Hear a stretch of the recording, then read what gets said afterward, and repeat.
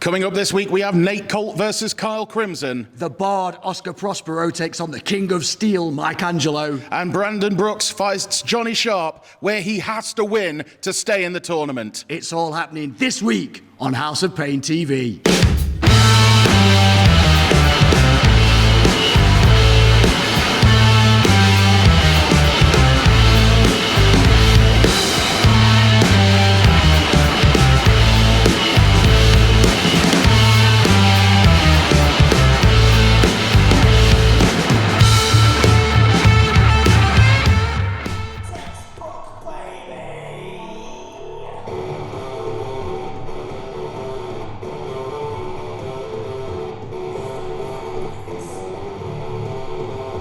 Kyle Crimson, and this is going to be a very interesting match, Brad. Yes, it is. So, Kyle Crimson, as you have seen in previous episodes, he's already lost his opening match in this group setting against Alton Thorne. And Kyle Crimson has said now he needs to win against Nate Colt. He said he needs to win against Nate Colt in order to progress to the semi-finals. Well, he's not short of confidence to say he lost his first match. Maybe it's delusion, maybe it's self-belief, but he's coming into this looking really ready to go. Of course, the golden tee that he was awarded by Textbook Daybreaks, always by his side.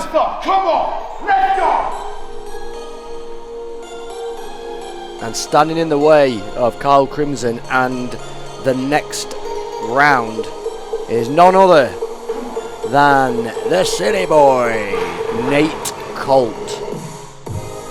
Here he is, former House of Pain heavyweight champion. No lack of confidence in the last year to 18 months, so really has been on a roll. Again, both of these competitors very confident, very self-assured. And no stranger to each other either, Carl. No, absolutely not. There have been various wars involving the House of Pain Heritage title. However, today it is, of course, all about the Internet belt. Where's a blast from the past? Nanu indeed. So, it's going to be interesting to see how each of these competitors approaches this match, with Kyle coming into this with a loss against Alton Thorne, and Nate Colt being absolutely fresh as a daisy. This is the first match he's got in this group stages.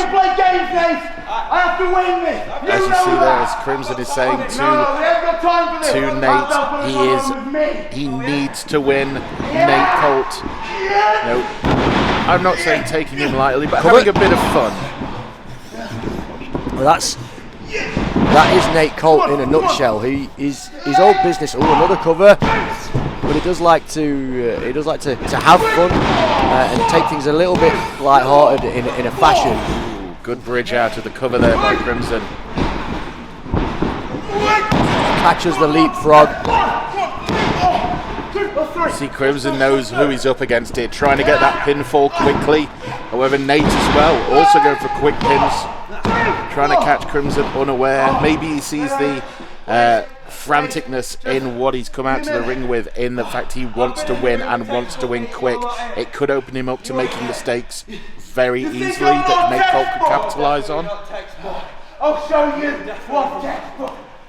See, now he's just getting a bit frustrated, but still, going for that first big strike of the match, and Nate being a bit more composed. Hey mum, hey dad.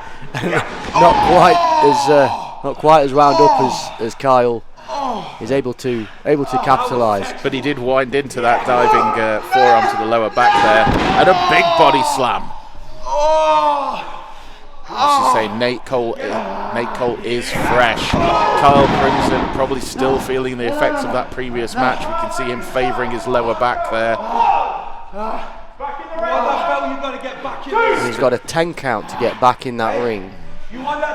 Otherwise he will get disqualified, he will lose, he'll get no points and be out of the running for that championship. Yeah, this does show what sort of a calculating tactician Carl Crimson can be, using the count to his advantage to get some recovery time in, and also frustrating Nate Colt on the inside of the ring, taking away some of that sort of joviality is not a word, but jolliness that Nate Colt had earlier on.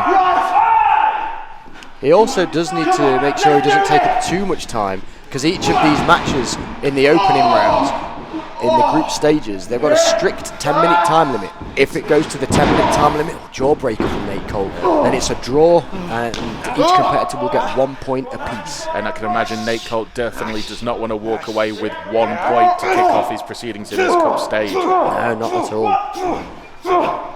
Laying in some shots there to the top of the head of Kyle Crimson. Yes, sweaty boy. That's considerate of Nate there, just making sure Kyle is fresh and clean for the banging into the turnbuckle there. Captain Hygiene, Nate Colt. Oh, what a forearm. Kyle reverses the whip. Oh, catches the legs. Oh, my word. Lovely uppercut there coming down off the top rope. Come on, do your job. Making sure there that the legs are away from the ropes. That is the teachings of textbook day breaks there, showing through for Kyle Crimson. In many ways, even though he is the graduate of the academy, he's very much become his own man over the last 1 to 2 years. The improvement in Kyle Crimson has been visible in his matches. He's a lot more confident. He's a lot more aggressive now in his team. As we're seeing here, he is really hanging on. Yeah, and big shot from Kyle. For a long time, he was a protege of textbook Dave Breaks, and at a certain point in time, Dave said, you know what, you have graduated from this academy. He gave him his ceremonial. Oh, huge crossbody from Nate and a cover. Kicks out. And a massive clothesline turns him inside out. That is a lariat. Let's see that look at Kyle Crimson. That was one of his big guns, and it didn't get the job done, so now he's got to dig down deep. What has he got? What has he got that's outside the book, Brad? Outside the book, indeed. Kyle does like to use the discus forearm, but he likes the bullhammer forearm. He's also got a huge range of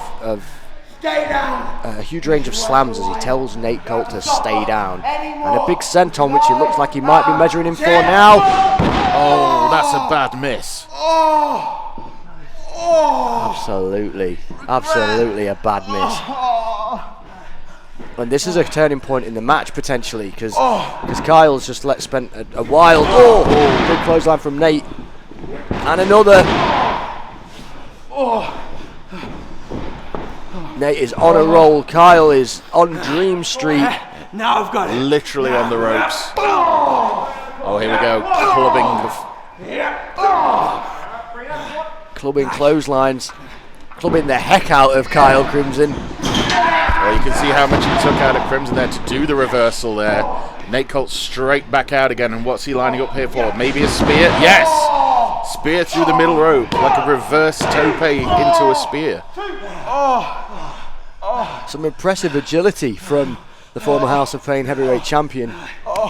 This is the thing about Nate Colt is you see a large man, you see him hitting these lariats and these power moves, but he can move. We saw him leap over the top rope earlier like it was nothing. Oh!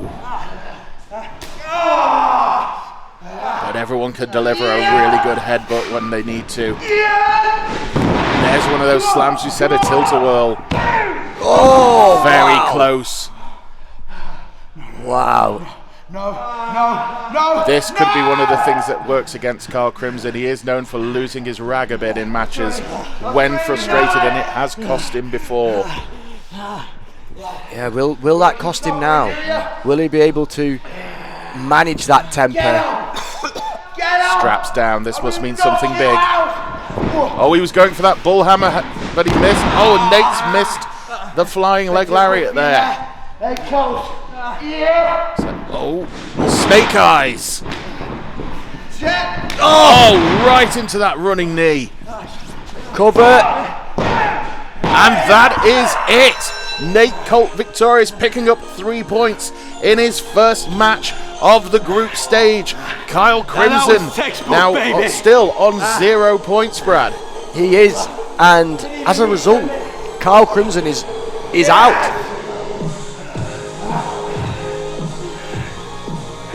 I'm going on. That is coming back with Nate Colt. Yeah. So now we shall have to see what Nate Colt does against Alton Thorne to see who goes through to the next round. Please, give me another chance. Please, one more chance. I know I can do it.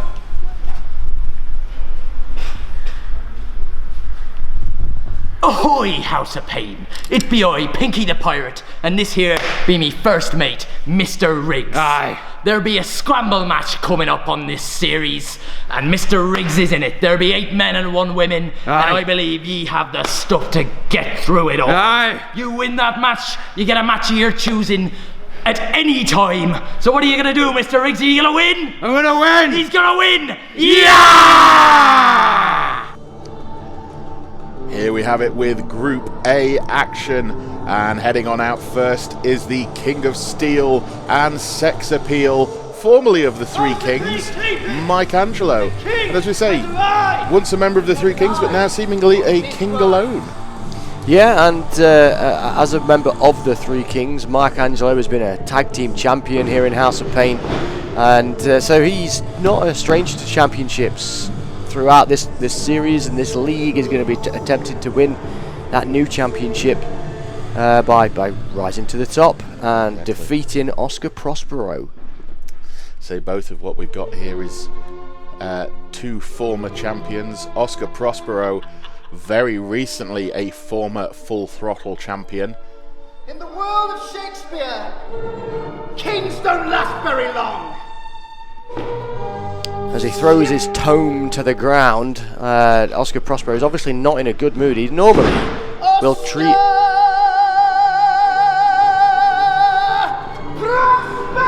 He'll normally treat his possessions, his antique possessions, with a lot more respect, but he's obviously not in the greatest of moods. But yeah, we'll have to see how that manifests during this match. Well, we've both met Prospero before. In his own mind, he feels that he probably should have just been given the belt the second that it was introduced to House of Pain.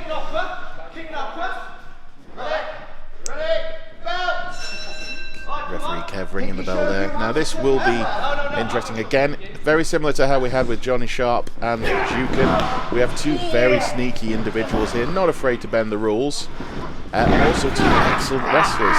See there, Prospero rolling out of the lockup into a pin, which is not something you see very often. No, not at all. And so straight away you can see that it's Oscar Prospero using his size and strength advantage over Mike Angelo to his advantage. But Mike Angelo, he's got technical ability. He's got a lot of speed and agility. Oof. Oh. Exchanging open hand strikes there, open hand palm strikes.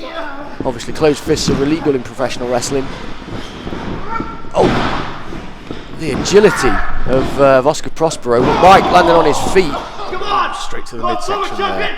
It is something that people overlook with Prospero, is his agility. I mean, he is freakishly strong, but sometimes people do forget just how agile he is. And that's why, or part of the reason why, he is a former Full Throttle champion. He was a co-holder, the only co-holder of that, or one half of the co-holders with Indigo Jones. This is a very physical match. Strikes are plenty. These are 2 men that want to get in and get it done and assert dominance over the rest of the field. Spring over the top there, and then in and insecure from the outside to the head of Oscar Prospero. That was a lovely display of athleticism from Mike Angelo. He's looking to get that win quite definitively and get that 3 points. Oh, huge counter there from Oscar Prospero. Looked like Angelo was going for a double axe handle. Straight into the exploder there.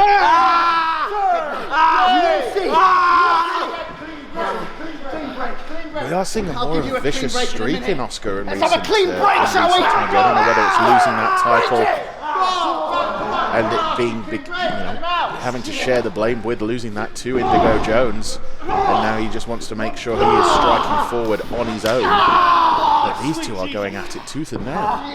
Yeah, and I don't blame him. He lost the championship in a kind of scramble style match, and it must have been embarrassing for him. Nice cover there, hooking both legs by Mike Angelo.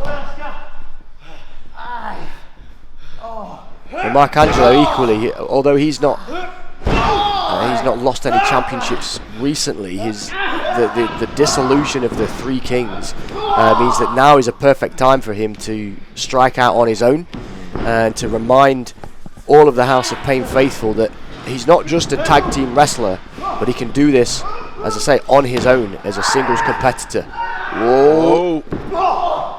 Oh wow! I thought he was going for the wheelbarrow slam then, but he managed to get out of that. Spinebuster reversed.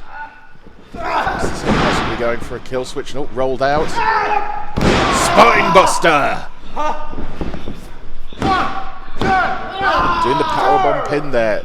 I think if he'd leaned forward a bit more, he would have got all of that and maybe got more pressure on keeping him onto the mat there. Yeah, there was no coverage on that right shoulder of Prospero, but now as Prospero's up on his feet, Angelo's got him in a guillotine choke, obviously not got it tight enough. There we see the power as well of Prospero managing to lift him up and ram him into it. Oh my! Wow.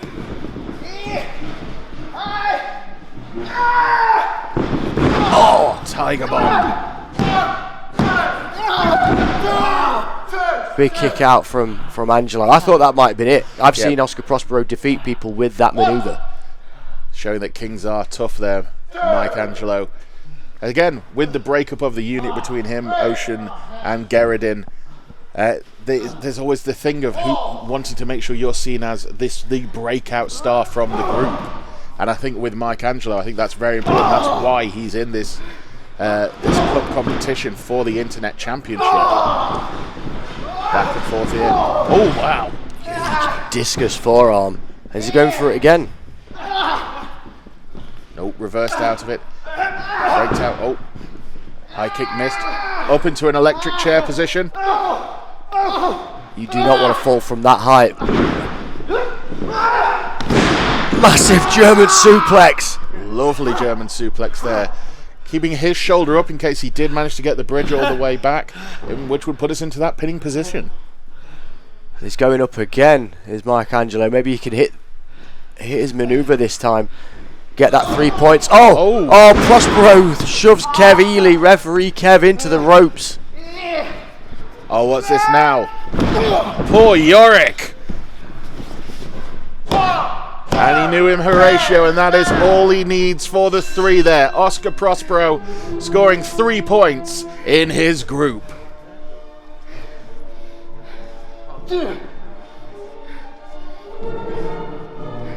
Mike Angelo unfortunately sitting with 0 points right now.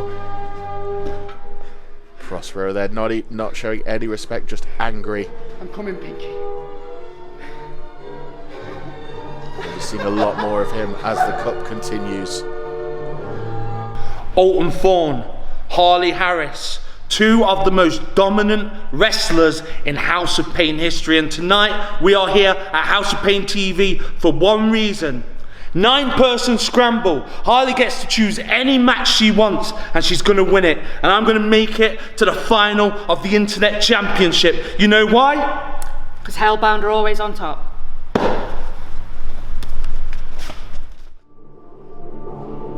So this is it, the big one of Group B. This will either send Johnny Sharpe through to the finals, or we go into a three-way dance. Here we see the Shepherd, Johnny Sharpe, looking very, very confident. All he needs to do in this contest is draw to get himself through into the finals, Brad. He does. Whereas his opponent, Brandon Brooks, needs to win in order to get through. If there's a draw, then if Brandon does draw, then it's going to be a three-way dance to determine who goes through to that semi-final. So yeah, it's all to play for. Here he comes, one of the longest reigning members of the locker room, even at a young age, Brandon Brooks. As you can see there is determination on his face, as he needs, as we said, he just needs to win. There's no other way of sort of decorating it up.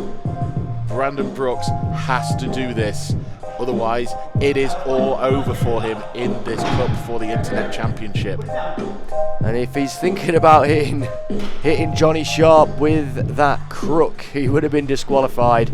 So yeah, let's see what happens here. Let's see how this goes. Now, if you were in this situation, Brad, would you go straight at it, sort of all guns blazing? If I was Brandon Brooks? Yeah. Absolutely, because if I need to win, I'm going to do everything I can to pin my opponent, make them submit. Oh, and here we go. This, Got 10 minutes. as we said, Got 10 minutes here. all Johnny Sharpe needs to do is draw, so he could be just trying to run out the clock here. Yeah, you're absolutely right. It's a 10-minute time limit for all of these group stages. So if we get to that 10 minutes, oh my word, what a basement drop kick from Brooks. But, oof, Christ. Yeah, Johnny Sharpe's tactics, if that's what he's looking to do, be sensible. It's very much like a championship match if you're the defending champion. I don't have to beat you, you have to beat me. And that is the case with Johnny. If he wins or draws, great, he's through. But all he needs to do is not lose, which is one of the rules of wrestling, but even more so in this match, because there's so much at stake here with going through to the finals. Oh, Tope through the ropes there. Huge, and Brandon is firing on all cylinders, and you see that he's not wasting any time, just getting Johnny right back into the ring in order to capitalise on that. He can't afford to take any time, and he needs to get that win. Currently on 0 points. Oh, all the way around with the head scissors there.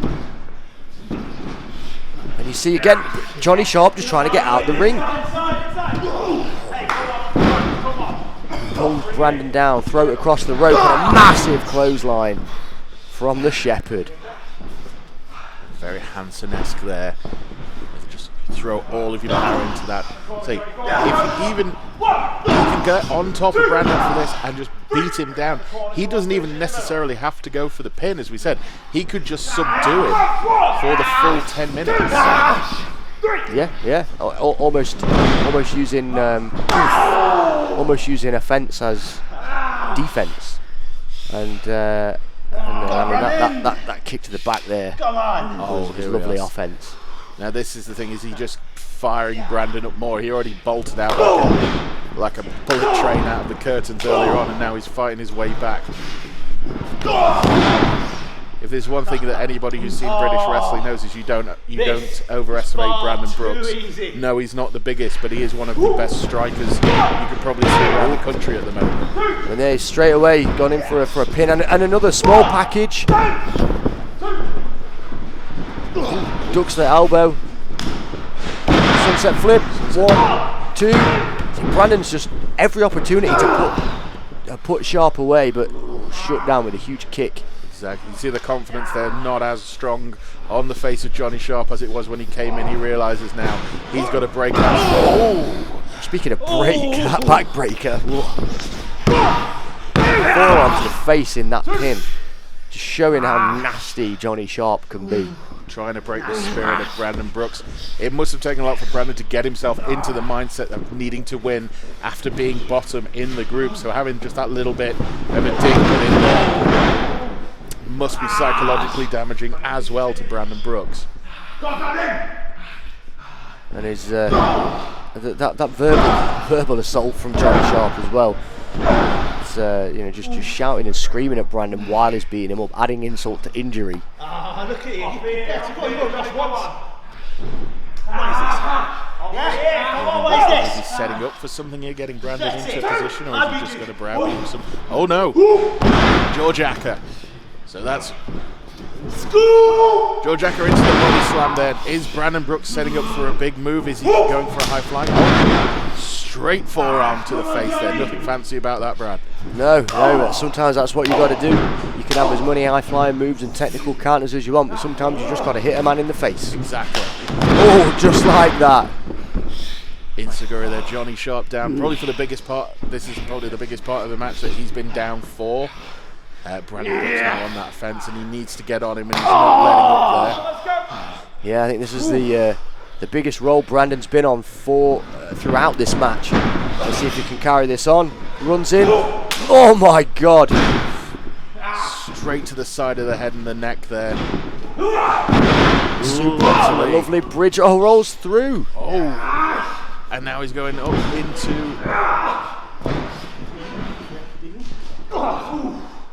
Johnny Sharpe breaking it up there, taking the midsection there, so taking away the power to lift. Brandon Brooks. Oh my God! Drops him right on the neck. Referee Steedine there, right on top there to get the 2 count in there. Very close. Brandon Brooks can feel, he must be able to feel more confidence in that. He's getting Johnny Sharpe down for that and achieving that goal because, as we said, he has to win. Yeah, you're absolutely right there, Carl. Oh, he's going for the golden boot. Oh, caught him in a fireman's carry position. Oh, straight down. Now this did a lot of damage to Yukon their previous match. Very close there. That was an exceptionally close call for Brooks. Just getting that shoulder up. And now you got to think, with Brandon down and that bit of space, he's got to be setting up for that Claymore. He beat Dukin with that earlier in the group. Did Johnny Sharpe? Oh, he's missed. Good rebound there by Johnny Sharpe getting into that. Brandon Brooks, however, managing to fight back with a very strong clothesline, knocking him down. As Brooks setting up for here. Could be going for that golden boot again. Oh, and missed again. And a Claymore! Claymore straight to the face. Could this be the end of Brandon Brooks' dream? And it is!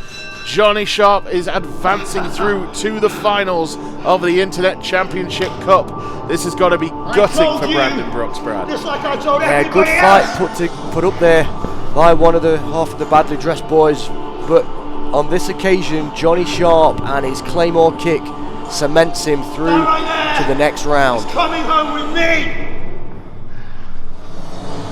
With Johnny Sharpe going through to that semi-final. Bye-bye, Brandon. This also means that Dukin is out as well. Yeah, it absolutely does. Thank you for joining us here on episode 3. Follow your shepherd, House of Pain. And we shall see you next week.